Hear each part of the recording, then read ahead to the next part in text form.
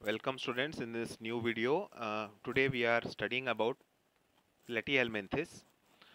तो platyhelminthes के बारे में डिटेल में जान लेते हैं। चलिए, इनकी बॉडी जो होती है वो डॉर्सो वेंट्रली फ्लैटेंड होती है। तो डॉर्सो वेंट्रली का मतलब होता है जो इनका अपर और लोअर पार्ट होता है बॉडी का वो फ्लैट होता है, जिसकी वजह से ये कैसे नज़र आते हैं, बिल्कुल चपटे नज़र आते हैं।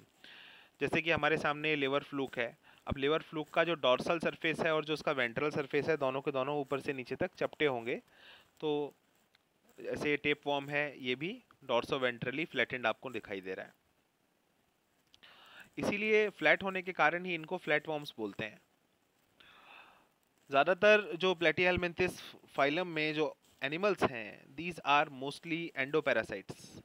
Endoparasites are those animals which live inside the body of any living being, and then they gain food from that organism also, and then they live also.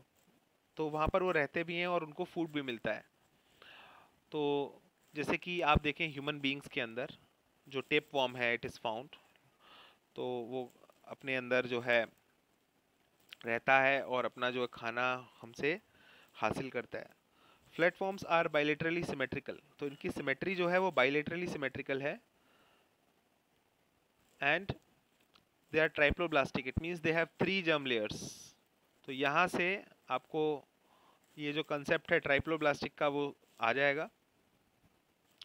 They are acoelomate, तो इट मीन्स इनके पास 3 germ layers तो थी लेकिन इनके पास सीलम नहीं है।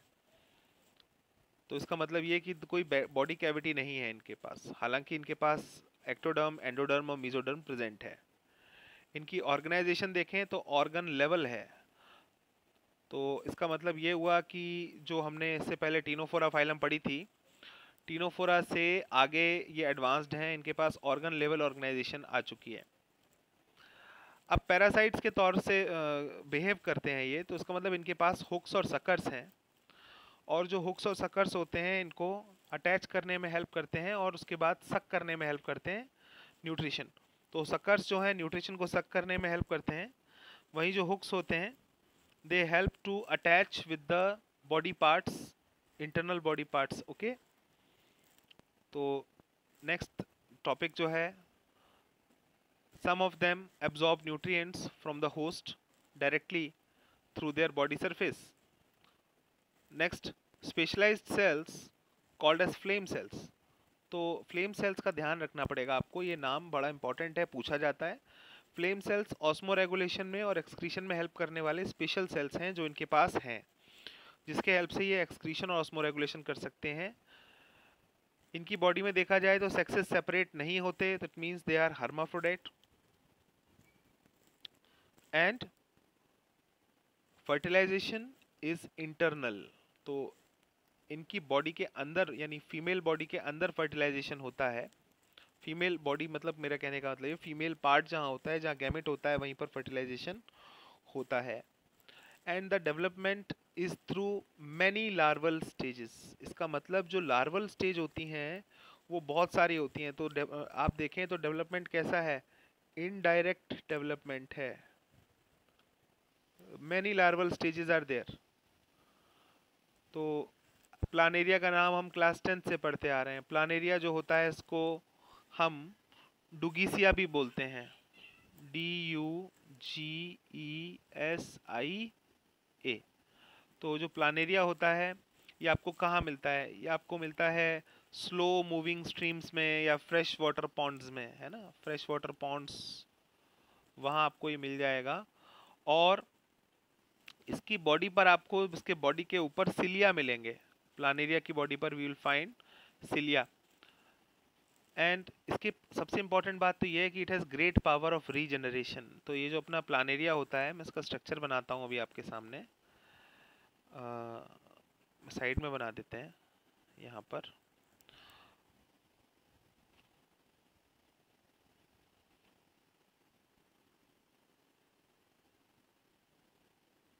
Just एक minute, गड़बड़।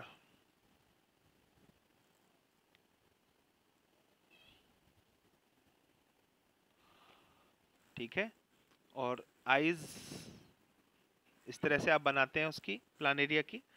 सो दिस इज आई, ठीक है। एंड इस तरह इसका बेसल पार्ट, नीचे का पार्ट हो गया। अब इसका माउथ कहाँ पर होता है? इसका माउथ होता है यहाँ पर, ये हो गया इसका माउथ। और इसके नीचे, माउथ के नीचे होता है गोनोपोर,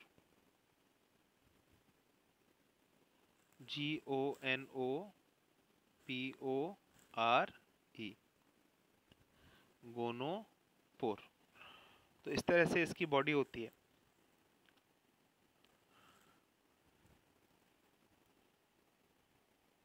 नेक्स्ट अगर हम देखें तो हमें यहाँ पर दिखाई दे रहा है डायग्राम में, that is the tapeworm. Tapeworm के बॉडी पार्ट्स में देखें तो सबसे आगे हमको जो दिखाई दे रहा है, ये पतला पार्ट दिखाई दे रहा है। इसका जो टॉप है that is called as scolex. Scolex, okay. अब स्कोलेक्स को थोड़ा सा मैं डिटेल में बना रहा हूं। ऐसा कुछ है ये, ठीक है, थोड़ा जूम कर दिया इसको। इसमें सक्कर्स प्रेजेंट होते हैं, तो ये सक्कर्स बन गए। उसके बाद हुक्स प्रेजेंट होते हैं टॉप पर, तो यहाँ हुक्स प्रेजेंट हैं टॉप पर। Just wait, these are the hooks जो अटैचमेंट में हेल्प करेंगे इंटेस्टाइन में। तो हुक्स की अगर आप देखें तो यहाँ पर कितनी रो होती हैं? There are 2 rows of hooks. This is what? This is sucker. This is also sucker. Suckers. Understand? और ये सब कहाँ पर है? ये सब यहाँ है स्कोलेक्स में। This part is scolex actually, okay? And this part is neck. इसके नीचे क्या है? neck है। तो इस तरह से इसका स्ट्रक्चर होता है। सबसे आगे वाला एंटीरियर पार्ट जो है इसकी बॉडी का। अब इसके बाद ये जो आपको स्ट्रक्चर्स दिखाई दे रहे हैं, छोटे छोटे सेगमेंट्स तो नहीं कहेंगे, लेकिन आपको लाइनिंग्स दिखाई दे रही हैं। So these are immature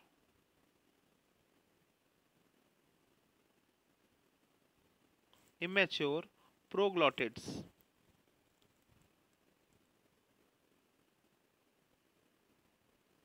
immature proglottids. अब इसके बाद यहां पर फिर आपको क्या दिखेगा? This part, these are mature proglottids. Understand? And उसके बाद फिर जो है पूरा का पूरा टेपवर्म जो है अपना, उसमें आपको दिखाई देंगे ग्रेविड, GRAVID, ग्रेविड प्रोग्लॉटिड्स। तो 3 पार्ट में आप डिवाइड करो इसकी बॉडी को। क्या बताओगे आप? आप बताएंगे सबसे पहले, सबसे ऊपर scolex, immature proglottids, mature proglottids, और उसके बाद फिर जो पूरा पूरा बॉडी है उसमें ग्रेविड प्रोग्लॉटिड्स हैं, यानी बॉडी के पार्ट्स हैं ये इसके, ठीक है। This is tapeworm. फिर अब हम आ जाते हैं फैसियोला हिपेटिका पर, जिसको हम लिवर फ्लूक कहते हैं। लिवर फ्लूक जो होता है, इसके बॉडी में सबसे नीचे यहाँ पर एक्सक्रीटरी पोर होता है। एक्सक्रीटरी पोर। सबसे ऊपर होता है यहाँ पर oral sucker, ORAL, oral sucker. और ये वाला जो है ये है ventral sucker. Oral sucker, ventral sucker. और इसके ऊपर, वेंट्रल सकर के ऊपर यहाँ पर हमको मिलेगा जिनाइटल पोर। तो इस तरह से जो फैसियोला हेपेटिका या लिवर फ्लूक होता है उसकी बॉडी का स्ट्रक्चर होता है। तो ये जो हैं कॉमन मेंबर्स हैं जो उसमें मिलते हैं फाइलम प्लेटीहेलमिन्थिस में।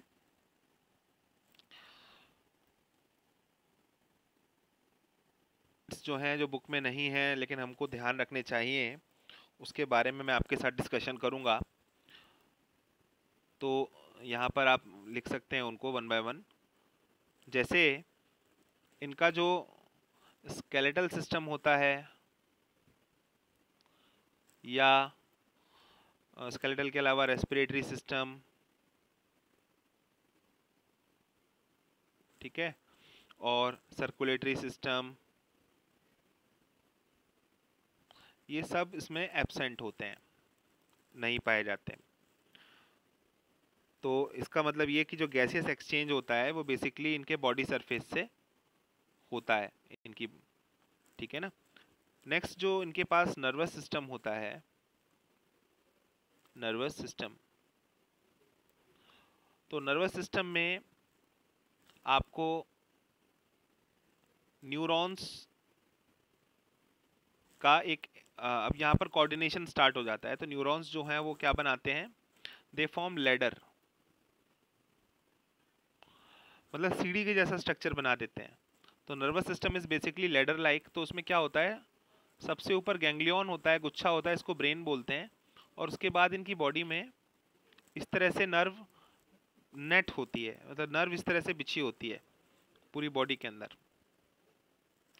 तो there are basically two longitudinal nerve cords. तो अब हम यहाँ देख पा रहे हैं, this is first nerve cord, this is the second nerve cord. तो दो नर्व कॉर्ड्स हैं हमारे सामने, ये लॉन्गिट्यूडनल नर्व कॉर्ड्स, और सबसे ऊपर वाला पार्ट क्या हो जाएगा, ब्रेन हो जाएगा।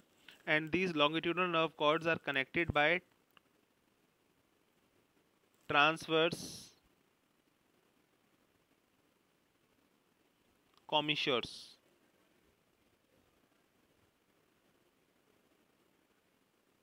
ठीक है। Commissures means connectives. तो ट्रांसवर्स कॉमिशर्स जो हैं इनको जोड़ते हैं। सो ऐसा सिंपल इनका नर्वस सिस्टम होता है।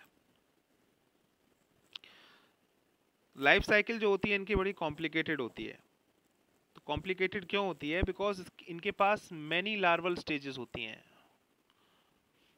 मैनी लार्वल स्टेजेस मतलब डेवलपमेंट इनका कैसा है, इनडायरेक्ट है।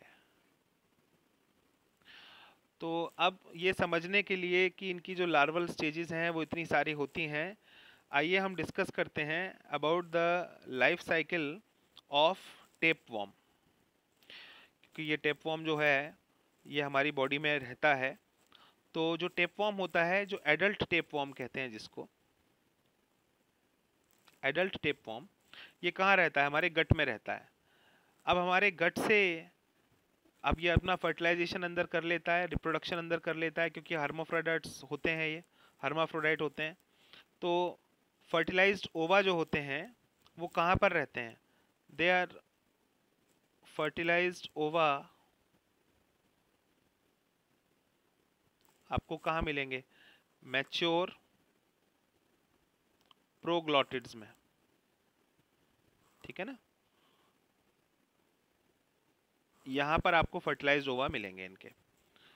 अब क्या होता है, फर्टिलाइज्ड ओवा जो होते हैं ट्रांसफर होते हैं फिर ग्रेविड प्रोग्लॉटिड में, ठीक है ना। तो मैं शॉर्ट में लिख रहा हूँ ग्रेविड प्रोग्लॉटिड में। तो ग्रेविड प्रोग्लॉटिड में आते आते इन ओवा के ऊपर जो कि फर्टिलाइज्ड होते हैं, यानी जाइगोट बन चुका है ना, फर्टिलाइज्ड ओवा को जाइगोट बोलेंगे। जाइगोट के ऊपर कैप्सूल आ चुका होता है। तो ग्रेविड प्रोग्लॉटिड में क्या आ चुका होता है, कैप्सूल, कैप्सूल बन जाता है ऊपर। तो आगे वाली स्टेज देखते हैं। अब इस कैप्सूल के अंदर सबसे पहला लार्वा बनता है जिसका नाम होता है ऑन्कोस्फियर, ONCHOSPHERE।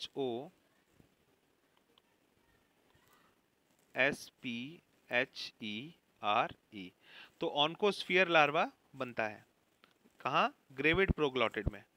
उसके बाद ये ऑन्कोस्फियर हमारे जो वॉर्म है, वॉर्म की बॉडी से निकल करके हमारे इंटेस्टाइन से होता हुआ हमारी फीसिस में आ जाता है, ठीक है ना। फीसिस में आ गया और फीसिस से कहाँ चला जाएगा, ये आउटसाइड, बॉडी से बाहर। अब बाहर चला गया तो बाहर जो है पिग्स प्रेजेंट हैं, तो पिग्स क्या करते हैं, pigs they eat the faeces, और ऐसा करने से ये जो ऑन्कोस्फियर्स हैं उनकी बॉडी के अंदर आ जाते हैं। अब ऑन्कोस्फियर्स में डेवलपमेंट होता है आगे और एक नया लार्वा बनता है जिसका नाम होता है हेक्साकैंथ, हेक्साकैंथ लार्वा। तो पिग्स ने जो फीसिस लिया खाई थी उसके अंदर क्या था, ऑन्कोस्फियर था, ठीक है ना, ऑन्कोस्फियर। और ऑन्कोस्फियर अब कन्वर्ट किस में हो गया, हेक्साकैंथ में, लेकिन ये कहां पर हुआ है, पिग की बॉडी के अंदर। अब हेक्साकैंथ जो पिग की गट में प्रेजेंट है, ये गट को पेनिट्रेट करेंगे। हेक्साकैंथ्स पेनिट्रेट गट ऑफ पिग, इसका मतलब उसकी गट के अंदर ये चले जाएंगे और जब ये गट को पेनिट्रेट करेंगे तो ब्लड में आ जाएंगे, सो दे कम इनटू ब्लड। और ब्लड से फिर ये कहां जाएंगे, मसल्स में, मसल्स ऑफ पिग, अंडरस्टैंड। यहां पर जाके हेक्साकैंथ्स जो हैं ये डेवलप इनटू सिस्टीसर्काई, हेक्साकैंथ्स अब ये बन जाएंगे नया लार्वा जिसका नाम है सिस्टी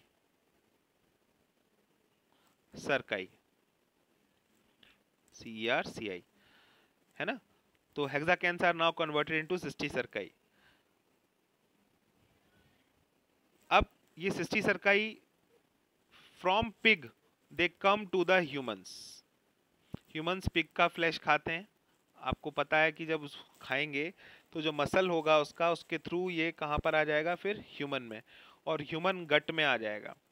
और each cysticerci in the human gut will develop into young tapeworm and these young tapeworms will do the sexual reproduction और फिर दोबारा से जो ये लाइफ साइकिल है इसका चलता चला जाएगा।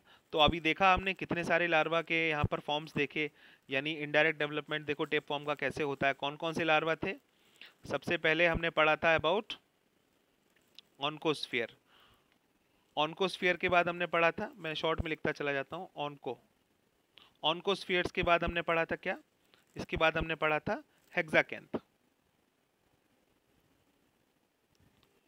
हेक्साकैंथ,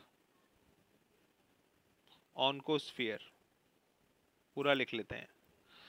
उसके बाद हेक्साकैंथ के बाद हमने क्या पढ़ा था, सिस्टीसर्काई,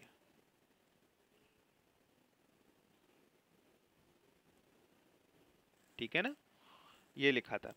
और इस तरह से फिर आपने देखा कि आगे चल के दोबारा से सिस्टीसर्काई ने जो है डेवलप कर दिया किसको, यंग टेपवर्म को, और ये लाइफ साइकिल चली है। तो देखा आपने कितनी सारी लार्वल फॉर्म्स आ रही हैं, अंडरस्टैंड।